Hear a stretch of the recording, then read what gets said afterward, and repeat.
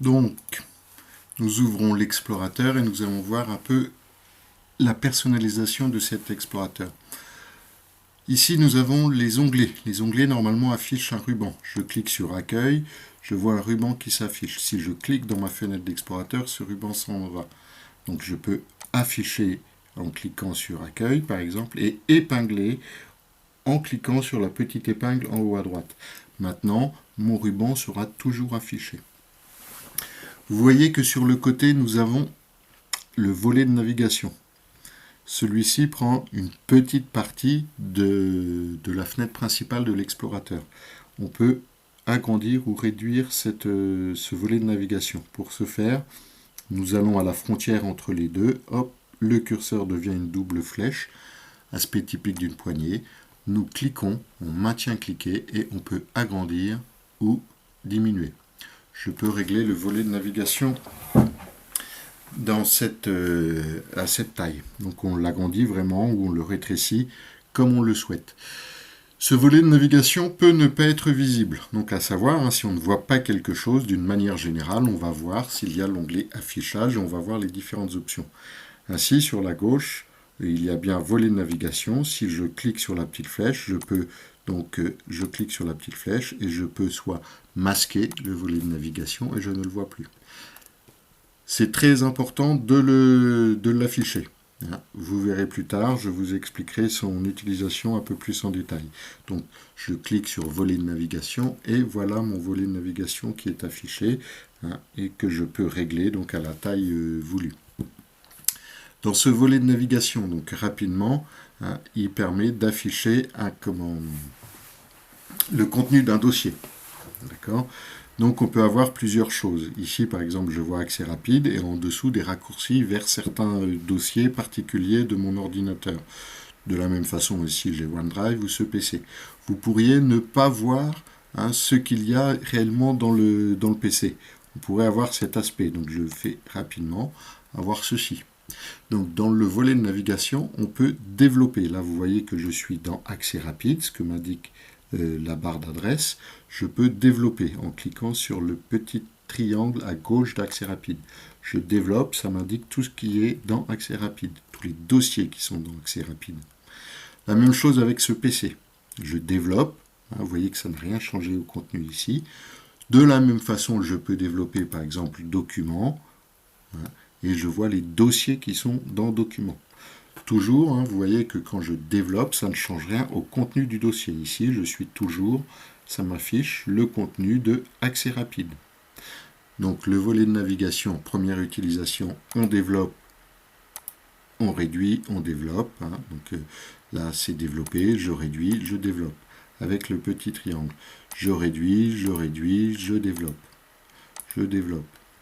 Et on peut également afficher un dossier. Donc pour afficher un dossier, il suffit de faire un simple clic sur le dossier. Je clique, hop, j'ai affiché le dossier. Je suis bien dans le dossier document qui est dans le PC. D'accord ? À savoir que tous les dossiers qui sont ici sont des dossiers particuliers qui se retrouvent soit dans le disque dur C ou dans un autre disque dur D. On ne verra pas le détail où ils sont enregistrés et précisément. Vous utiliserez dans un premier temps les raccourcis qui les amènent au bon endroit. Donc nous avons vu le volet de navigation et son utilisation. Maintenant, pour afficher, vous voyez que l'onglet affichage me propose plusieurs choses. Je passerai très rapidement sur volet de visualisation, qui affiche sur la droite une prévisualisation du fichier sélectionné, et de la même façon, volet des détails. D'une manière générale, je ne les affiche pas. Vous faites comme vous voudrez. Par contre, nous allons nous attarder un petit peu sur les différentes façons d'afficher le contenu d'un dossier.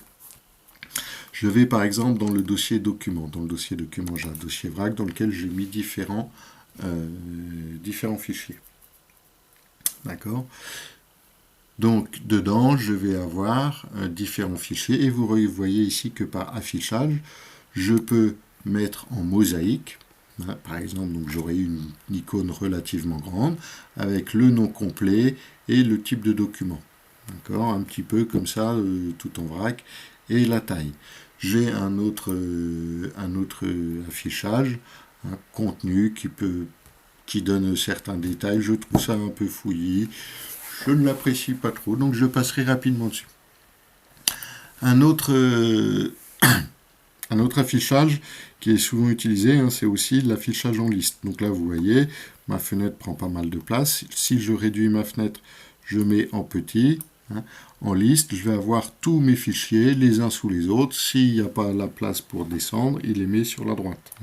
Avec ma petite barre de défilement qui me permet de naviguer dans tout mon dossier. Si je réduis encore, vous voyez qu'il va m'étaler tous les fichiers sur 3 colonnes. Par défaut, ici, ça a l'air d'être rangé donc dans l'ordre alphabétique. Je le remets en grand. Donc ça peut être pratique pour voir rapidement un petit peu tous les fichiers.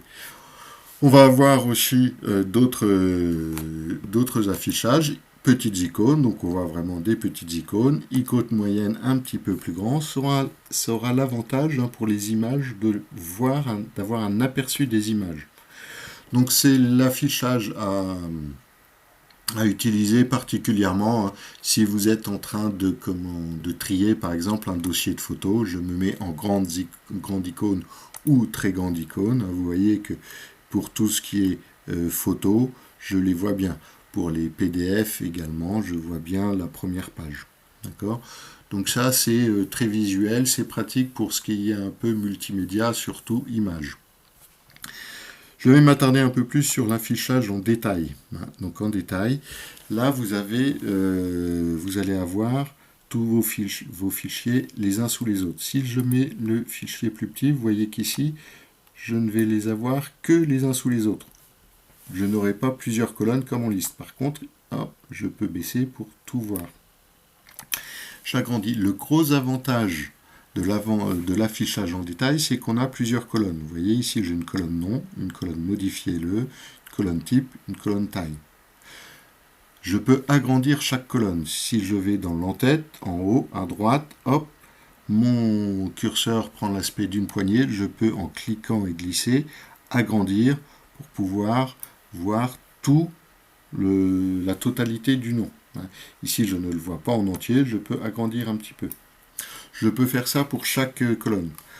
Autre chose sur ces colonnes, je peux modifier l'ordre des colonnes. Par défaut, j'ai souvent le nom en premier. Je peux mettre aussi la date. Par exemple, ici, j'ai la colonne date de modification. Hop, avant. Je clique sur l'entête, je maintiens cliqué, je glisse et je déplace ma colonne. Ok ? Je peux mettre autant de colonnes que je veux. Clic droit, un endroit vide, et je rajoute les colonnes voulues.